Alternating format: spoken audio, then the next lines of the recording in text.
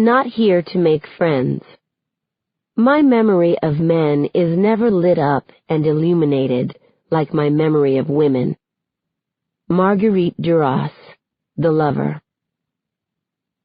In my high school yearbook, there was a note from a girl who wrote, "I like you, even though you are very mean." I do not remember the girl who wrote this note. I do not remember being mean to her, or to anyone for that matter. I do remember that I was feral in high school, socially awkward, emotionally closed off, completely lost. Or maybe I don't want to remember being mean because I've changed in the 20 years between then and now. Around my junior year, I went from being quiet and withdrawn to being mean, where mean was saying exactly what I thought and making sarcastic comments relentlessly. Sincerity was dead to me. I had so few friends it didn't really matter how I behaved. I had nothing to lose. I had no idea what it meant to be likable, though I was surrounded by generally likable people. Or, I suppose, I was surrounded by people who were very invested in projecting a likable facade. People who were willing to play by the rules. I had likable parents and brothers. I was the anomaly as a social outcast. Even from a young age, I understood that when a girl is unlikable, a girl is a problem. I also understood that I wasn't being intentionally mean. I was being honest, admittedly without tact, and I was being human. It is either a blessing or a curse that those are rarely likable qualities in a woman. Inevitably, on every reality television program, someone will boldly declare, "I'm not here to make friends." These people do so to establish that they are on a given program to win the nebulous prize, or the bachelor's heart, or to get the exposure they need to begin their unsteady rise to a modicum of fame. They make this declaration by way of explaining their unlikability or the inevitably unkind edit they're going to receive from the show's producers. It isn't that they are terrible, you see. It's simply that they are not participating in the show to make friends. They are freeing themselves from the burden of likability, or they are, perhaps, freeing us from the burden of guilt for the dislike and eventual contempt we might hold for them. In the movie Young Adult, Charlize Theron stars as Mavis Gary. Nearly every review of the movie raises her character's unlikability, painting her with a bright scarlet hue. Based on this character's critical reception, an unlikable woman embodies any number of unpleasing but entirely human characteristics. Mavis is beautiful, cold, calculating, self-absorbed, full of odd tics, insensitive, and largely dysfunctional in nearly every aspect of her life. These are apparently unacceptable traits for a woman, particularly given the sheer number working in concert. Some reviews go so far as to suggest that Mavis is mentally ill, because there's nothing more reliable than armchair diagnosis by disapproving critics. In his review, Roger Ebert lauds young adult screenwriter Diablo Cody for making Mavis an alcoholic because, without such a context, Mavis would simply be insane. Ebert and many others require an explanation for Mavis's behavior. They require a diagnosis for her unlikability in order to tolerate her. The simplest explanation of Mavis as human will not suffice. In many ways, likability is a very elaborate lie, a performance, a code of conduct dictating the proper way to be. Characters who don't follow this code become unlikable.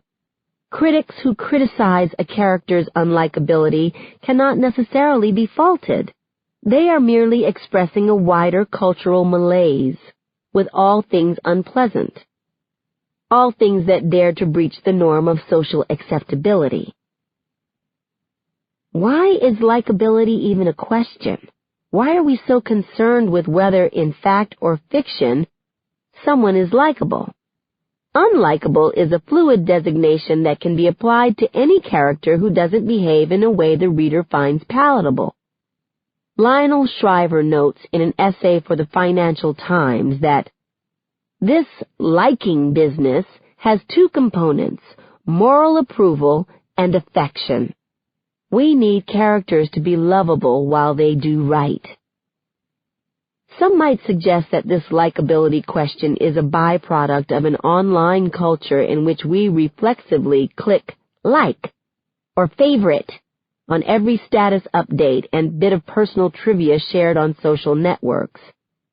Certainly there is a culture of relentless affirmation online, but it would be short-sighted to believe that this desire to be liked, this desire to express what or whom we like, begins or ends with the Internet. I have no doubt that Abraham Maslow has some ideas about this persistent desire, in so many of us, to be liked and, in turn, to belong, to have our deftness at following the proper code of conduct affirmed. As a writer and a person who has struggled with likability, being likable, wanting to be liked, wanting to belong, I have spent a great deal of time thinking about likability in the stories I read and those I write. I am often drawn to unlikable characters, to those who behave in socially unacceptable ways, say whatever is on their mind and do what they want with varying levels of regard for the consequences. I want characters to do bad things and get away with their misdeeds. I want characters to think ugly thoughts and make ugly decisions.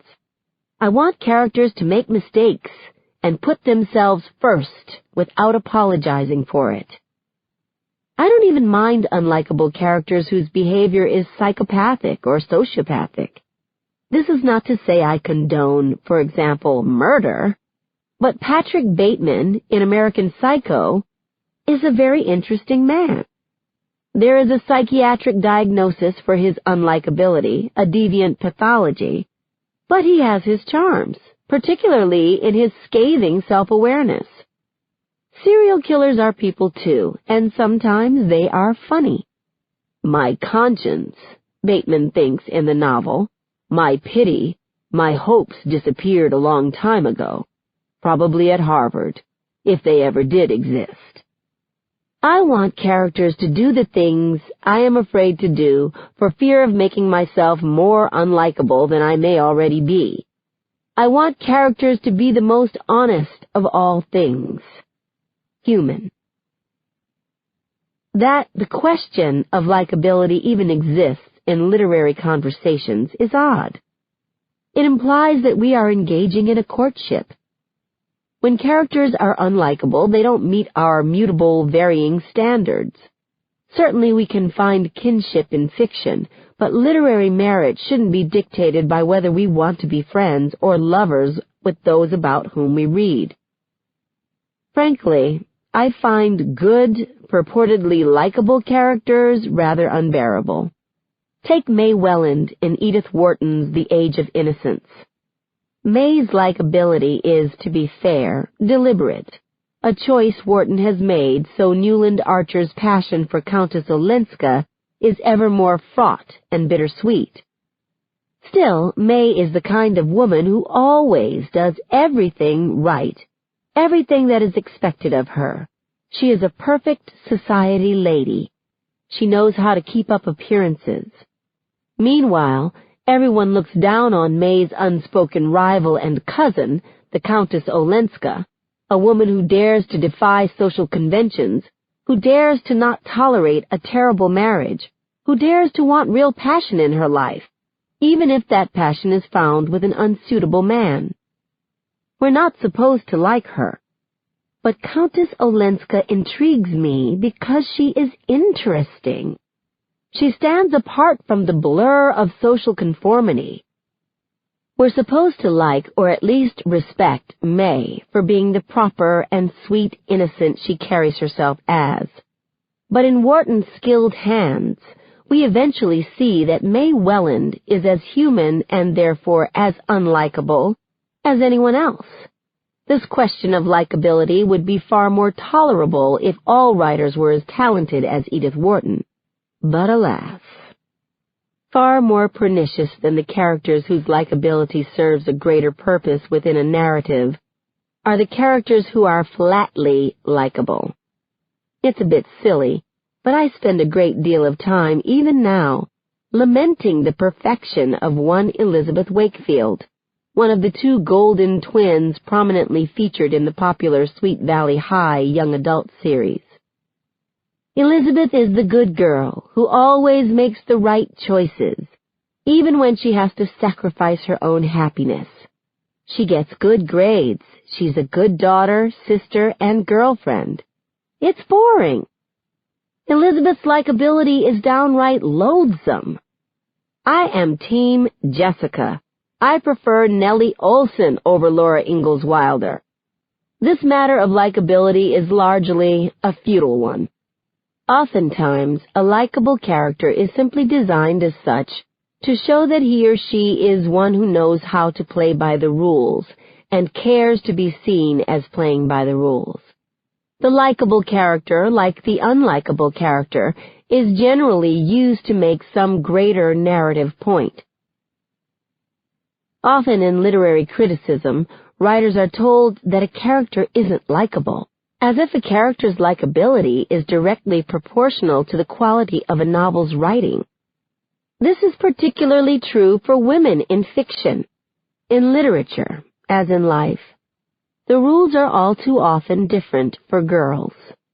There are many instances in which an unlikable man is billed as an anti-hero, earning a special term to explain those ways in which he deviates from the norm, the traditionally likable. The list, beginning with Holden Caulfield in The Catcher in the Rye, is long. An unlikable man is inscrutably interesting, dark, or tormented, but ultimately compelling, even when he might behave in distasteful ways. This is the only explanation I can come up with for the popularity of, say, the novels of Philip Roth, who is one hell of a writer, but who also practically revels in the unlikability of his men, with their neuroses and self-loathing, and, of course, humanity, boldly on display from one page to the next. When women are unlikable, it becomes a point of obsession in critical conversations by professional and amateur critics alike. Why are these women daring to flaunt convention? Why aren't they making themselves likable, and therefore acceptable, to polite society? In a Publishers Weekly interview with Claire Massoud about her novel, The Woman Upstairs, which features a rather unlikable protagonist, Nora, who is bitter, bereft, and downright angry about what her life has become, the interviewer said, "I wouldn't want to be friends with Nora, would you? Her outlook is almost unbearably grim." And there we have it. A reader was here to make friends with the characters in a book, and she didn't like what she found. Massoud, for her part, had a sharp response for her interviewer. "For heaven's sake, what kind of question is that? Would you want to be friends with Humbert Humbert? Would you want to be friends with Mickey Sabbath, Salim Sinai, Hamlet, Krapp, Oedipus, Oscar Wilde, Antigone, Raskolnikov, any of the characters in The Corrections? Any of the characters in Infinite Jest? Any of the characters in anything Pynchon has ever written? Or Martin Amis? Or Orhan Pamuk? Or Alice Munro, for that matter? If you're reading to find friends, you're in deep trouble. We read to find life, in all its possibilities. The relevant question isn't, is this a potential friend for me? But is this character alive? Perhaps, then, unlikable characters, the ones who are the most human, are also the ones who are the most alive. Perhaps this intimacy makes us uncomfortable because we don't dare be so alive. In How Fiction Works, James Wood says, "A great deal of nonsense is written every day about characters in fiction, from the side of those who believe too much in character and from the side of those who believe too little. Those who believe too much have an iron set of prejudices about what characters are. We should get to know them. They should grow and develop, and they should be nice. So they should be pretty much like us." Wood is correct, in part, but the ongoing question of character likability leaves the impression that what we're looking for in fiction is an ideal world where people behave in ideal ways. The question suggests that characters should be reflections not of us, but of our better selves. Wood also says, "There is nothing harder than the creation of fictional character." I can attest to this difficulty, though with perhaps less hyperbole. I have indeed found several other tasks harder over the years. Regardless, characters are hard to create because we need to develop people who are interesting enough to hold a reader's attention. We need to ensure that they are some measure of credible. We need to make them distinct from ourselves, and, in the best of all words, from those in our lives, unless, of course, there is a need to settle scores. Somehow they need to be well developed enough to carry a plot, or carry a narrative without a plot, or endure the tribulations we writers tend to throw at them with alacrity. It's no wonder so many characters are unlikable, given what they have to put up with. It is a seductive position writers put the reader in when they create an interesting, unlikable character. They make the reader complicit in ways that are both uncomfortable and intriguing. If people with messy lives are the point of certain narratives, if unlikable women are the point of certain narratives, novels like Battle-Born, Treasure Island, Dare Me, Magnificence, and many others exhibit a delightful excess of purpose, with stories filled with women who are deemed unlikable because they make so-called bad choices, describe the world exactly as they see it, and are ultimately honest and breathtakingly alive. These novels depict women who are clearly not participating in their narratives to make friends, and whose characters are the better for it. Freed from the constraints of likability, they are able to exist on and beyond the page as fully realized, interesting, and realistic characters. Perhaps the saying, "the truth hurts," is what lies at the heart of worrying over likability, or the lack thereof. How much of the truth we're willing to subject ourselves to, how much we are willing to hurt when we immerse ourselves in the safety of a fictional world. Sarah Levine's Treasure Island features a narrator who is unlikable in curious ways. She is utterly self-obsessed, acts without considering consequences, and always makes choices that will benefit herself over others.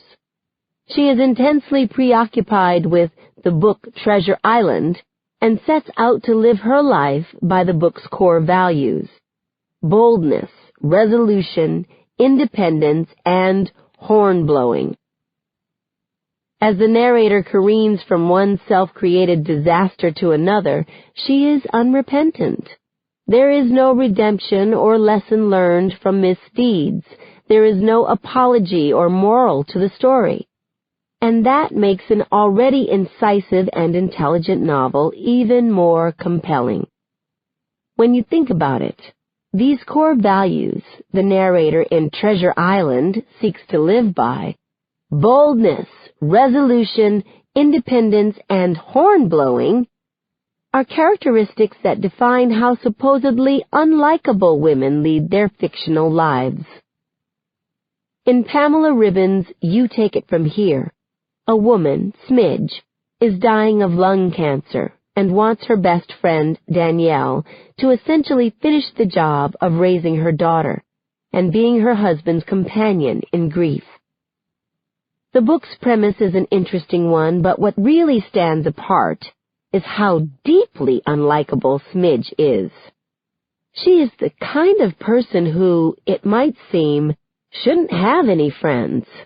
Bossy, intense, controlling, unrepentant, and manipulative, and yet she has a best friend, a daughter, a husband, and a community of people who will deeply mourn her when she is gone. Ribbon's steadfastness in this character's lack of likability is admirable. She never panders by making Smidge somehow have some kind of epiphany of character simply because she is dying. Ribbon is unwavering in what she shows us of Smidge, and the novel is the better for it.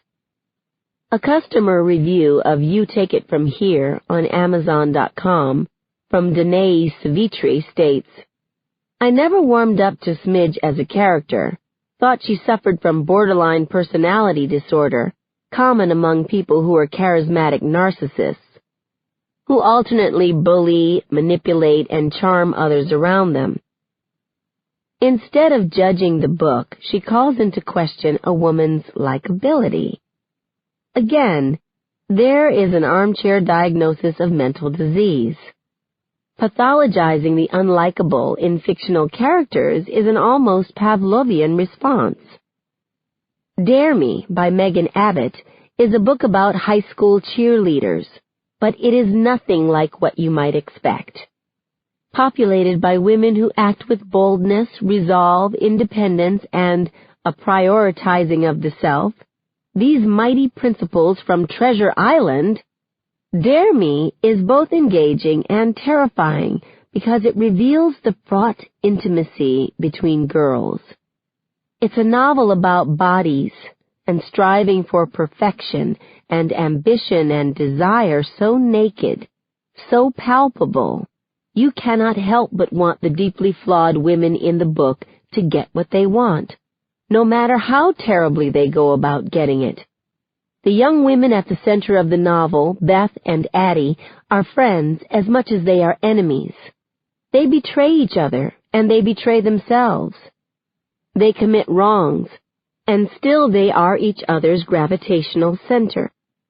On the phone, after a drunken night, Beth asks Addie if she remembers how we used to hang on the monkey bars, hooking our legs around each other, and how strong we got, and how no one could ever beat us, and we could never beat each other, but we'd agree to each release our hands at the count of 3, and that she always cheated, and I always let her, standing beneath, looking up at her, and grinning my gap-toothed, pre-orthodontic grin. It is a moment that shows us how Addie has always seen Beth plainly, and understood her, and loved her nonetheless. Throughout the novel, Beth, and Addie to an extent, remains unlikable, remains flawed. But there is no explanation for it, no clear trajectory between cause and effect. Traditional parameters of likability are deftly avoided throughout the novel in moments as honest and no less poignant as these. Susan Lindley, a widow, has to move on after her husband's tragic death in Lydia Millet's Magnificence. From the outset, we know she was unfaithful to her husband. She inherits her uncle's mansion, filled with a rotting taxidermy collection, and sets about making some kind of order, both in the mansion and in her own life. She has a daughter who is involved with her boss, and a boyfriend who is married to another woman. She feels responsible for her husband's death, but is matter-of-fact in reconciling herself to this. Was she relieved, slut that she was? Susan thinks. Was there something in her that was relieved by any of this? If anyone could admit such a thing, she should be able to. She was not only a slut, but a killer. Susan does go on to acknowledge that she feels a profound absence in the loss of her husband, a freedom of nothing. And throughout the novel she indulges in this freedom. She embraces it. So much of Magnificence is grounded solely in Susan's experiences. her awkward perceptions of the world she has created and continues to create for herself. We also have the pleasure of seeing a woman in her late 40s as a deeply sexual being, who is equally unashamed in her want for material things as she becomes more and more attached to the mansion she has inherited. Though the prose often gives over to lush excess and meditation, what remains compelling is this woman who reveals little remorse for her infidelities and the ways she tends to fail the people in her life. In a lesser novel, such remorse would be the primary narrative thrust.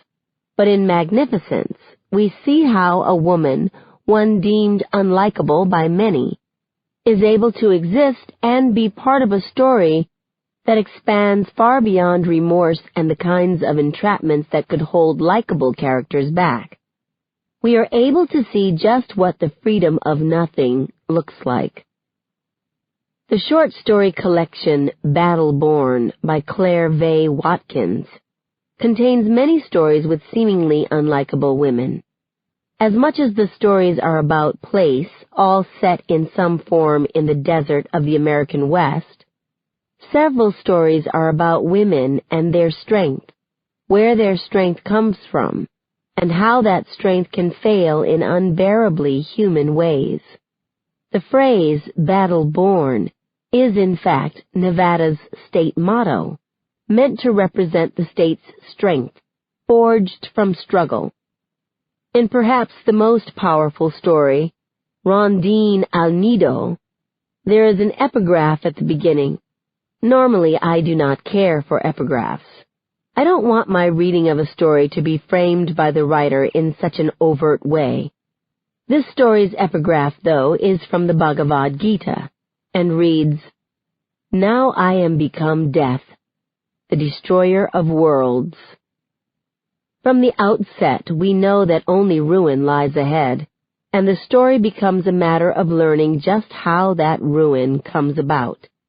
We learn of a woman who, quote, walks out on a man who in the end she'll decide didn't love her enough, though he in fact did love her, but his love wrenched something inside him, and this caused him to hurt her, end quote.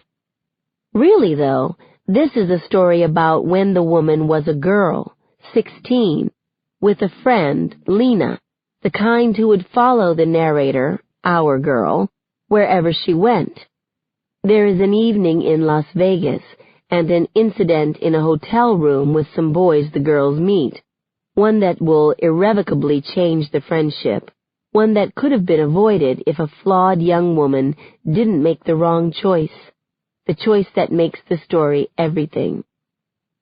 Perhaps the most unlikable woman in recent fictional memory is Amy in Gillian Flynn's Gone Girl, a woman who goes to extraordinary lengths, faking her own murder and framing her husband, Nick, to punish his infidelity and keep him within her grasp.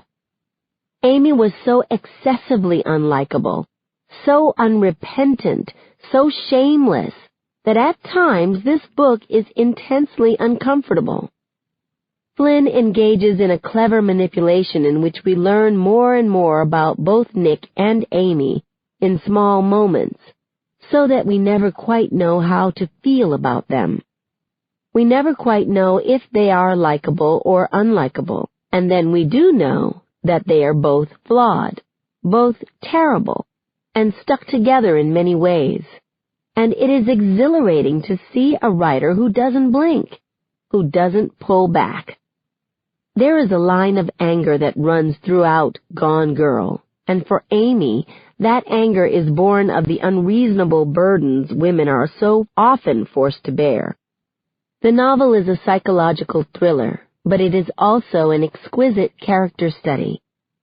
Amy is, by all accounts, a woman people should like. She's, quote, a smart, pretty, nice girl with so many interests and enthusiasms, a cool job, a loving family, and let's say it, money, end quote. Even with all these assets, Amy finds herself single at 32. and then she finds Nick. The most uncomfortable aspect of Gone Girl is the book's honesty, and how desperately similar many of us likely are to Nick and Amy in the ways they love and hate each other. The truth hurts. It hurts, it hurts, it hurts. When we finally begin to see the truth of Amy, she says of the night she met Nick, "That night at the Brooklyn party, I was playing the girl who was in style. The girl a man like Nick wants. The cool girl." Men always say that as the defining compliment, don't they? She's a cool girl. Being the cool girl means I am a hot, brilliant, funny woman who adores football, poker, dirty jokes, and burping, who plays video games, drinks cheap beer, loves threesomes and anal sex, and jams hot dogs and hamburgers into her mouth like she's hosting the world's biggest culinary gangbang while somehow maintaining a size 2. Because cool girls are, above all, hot. Hot and understanding. Men actually think this girl exists. Maybe they're fooled because so many women are willing to pretend to be this girl. This is what is so rarely said about unlikable women in fiction. That they aren't pretending. That they won't or can't pretend to be someone they are not. They have neither the energy for it nor the desire. They don't have the willingness of a May Welland to play the part demanded of her. In Gone Girl, Amy talks about the temptation of being the woman a man wants. But ultimately, she doesn't give in to the temptation to be the girl who likes every fucking thing he likes and doesn't ever complain.